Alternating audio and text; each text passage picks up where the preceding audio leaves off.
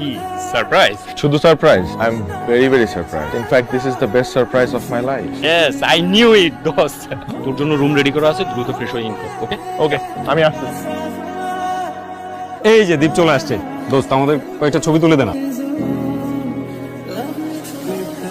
সিগারেটটা এখনো ছাড়তে পারো না, তাই না?